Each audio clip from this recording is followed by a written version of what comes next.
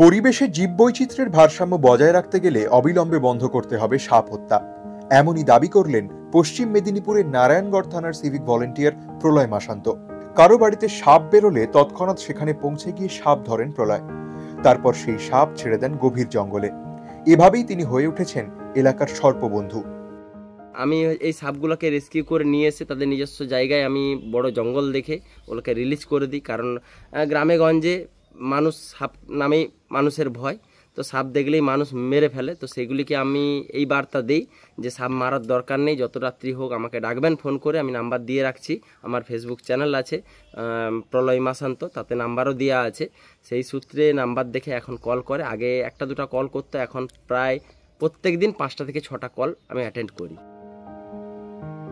লম্বা একটি bag, catcher এবং স্টিকি ভরসা তাঁর। বয়স 30 বছর। তিনি টানা 6 বছর ধরে এভাবেই সাপ ধরে চলেছেন। পাশাপাশি পশু পাখির শুশ্রূষাও করেন তিনি।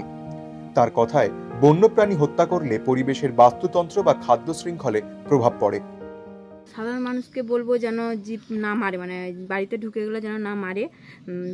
নাম্বার তো দেওয়া আছে, ফোন করে আর কি, প্রাণ বাঁচায় যেন।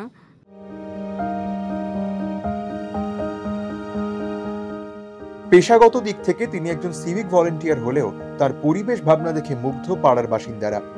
ফেসবুকেও খোলা রয়েছে একটি পেজ, যেখানে সাপ না মারার বার্তা দেওয়া হয়েছে। একই সঙ্গে কারো বাড়িতে সাপ বেরোলে সেই সাপ ধরার জন্য তার ফোন নম্বরও দেওয়া রয়েছে পেজে।